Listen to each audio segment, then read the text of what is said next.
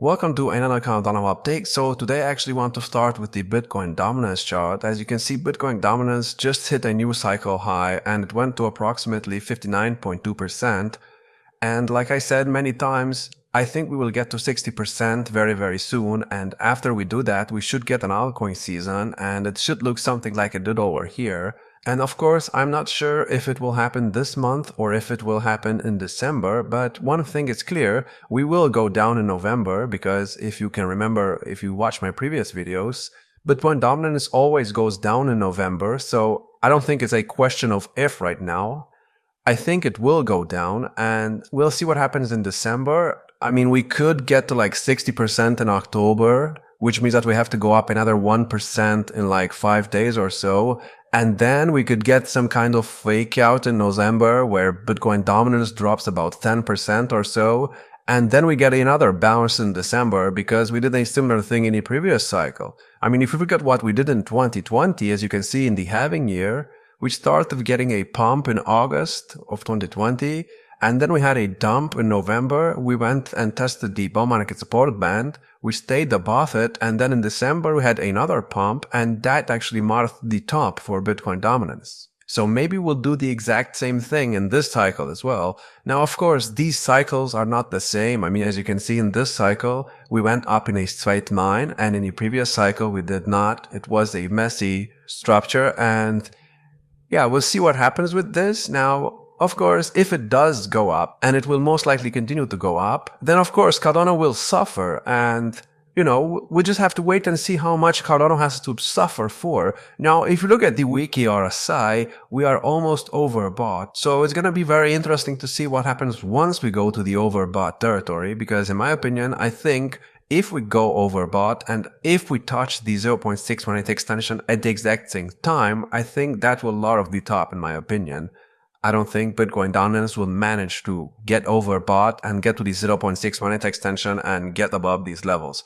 However, if we do get to 60% this month and then we get a crash in November, then if we get a pump in December, the pump could put us at like 65% dominance. Now, I don't know if that will happen because if you look at what happened in 2016, which was the halving year before the 2020 halving year, as you can see in 2016, yes, we also went up in July, August, September, and October, and we went down in November. But as you can see here, we did not even go down that much in November. We actually went sideways, and then we actually dropped in December. So it's hard to say what will happen. It's hard to say when we will top on the Bitcoin dominance chart. But one thing is clear. I mean, here we started dropping at the end of the halving year, and here we started dropping at the end of the halving year. So I think it's safe to assume that at some point this year, Bitcoin dominance will start dropping. Now, what will confirm that the Bitcoin dominance top is in? Well, if you go on the monthly chart, you can see here we are almost overbought as well, and have never been overbought on the Bitcoin dominance chart on the monthly antlers. So it's going to be very interesting to see what happens once we go to the overbought territory. I think once we get there, we will start dropping, but you know, that's just speculation right now.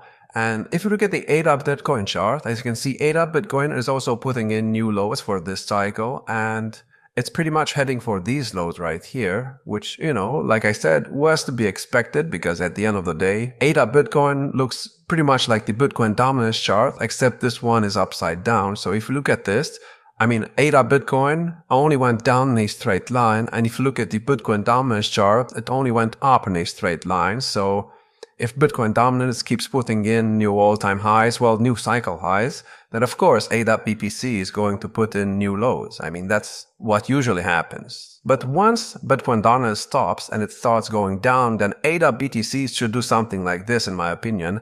Now, I don't know if we will break the previous all-time highs because, you know, in 2021, we did not break the 2018 high.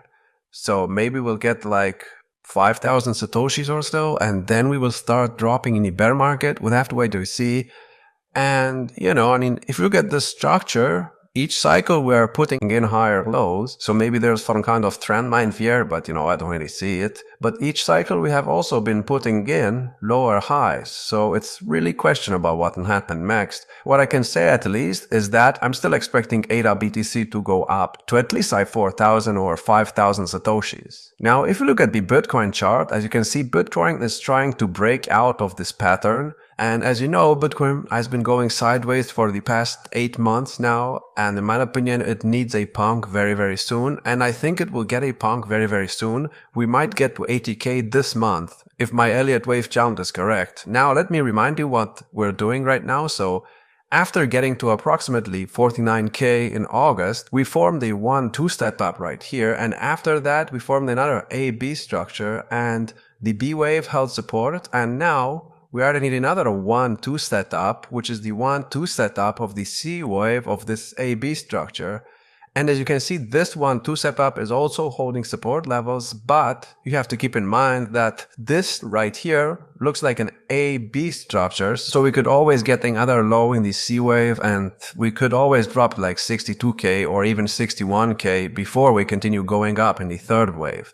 To confirm that the low is in, obviously we would need some kind of break above the high right here, which is at about, let's say, 70k or so.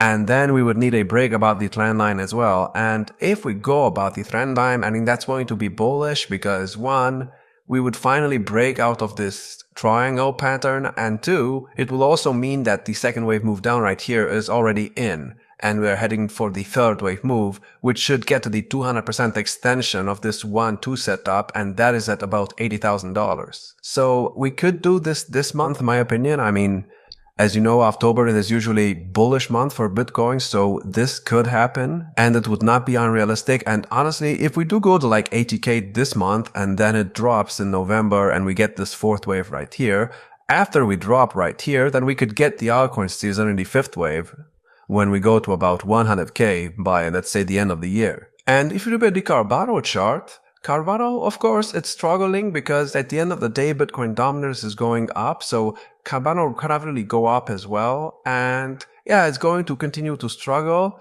Of course, I mean, the 1-2 setup did not get invalidated, at least not yet, so there is a chance that we go in a third wave, but like I said, it's my very big chance because at the end of the day, Bitcoin dominance is going up, so Cardano can only form a 5-wave move with the upside right now. And best case scenario is that Cardano continues to go sideways until like November or so, and then if and when Bitcoin dominance goes down in November, then Cardano finally gets a pump to about 53 cents to complete this C wave to the upside, which is the C wave of the AB structure right here. And that will also complete the third wave of this 1-2 setup right here. And after we get the third wave, we would need a fourth wave move down, and then a fifth wave move up. And once we get these 5 waves, we will finally be able to confirm that below right here is in, and that we're heading in a third wave move to the outside.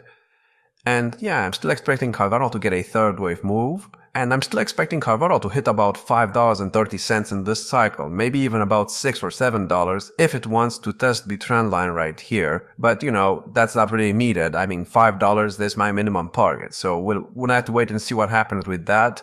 And I know Cardano doesn't really look that good right now, but if you compare what's happening right now to what was happening in the previous cycle at the exact same time, I mean, there's not really a huge difference. Here we were also going sideways, and we actually pumped in November. So, we'd have to wait and see what happens. If we do not pump in November, then I don't know, maybe we'll do something entirely different and we will not copy what we did in the previous 2 cycles. But then again, our flash rating Cardano will top somewhere between March and June of next year. So yeah, I remain bullish on this coin, and it's holding support now. Well, not quite, but the 1-2 setup is not invalidated, so at some point we need a third wave move, and I think that will happen very, very soon, because I think we will get an altcoin season very, very soon. So yeah, that's all I have for this video. I hope you enjoyed. If you did, check out our YouTube memberships to support the channel, and check out our Patreon as well. Like, subscribe, and I will see you in the next video.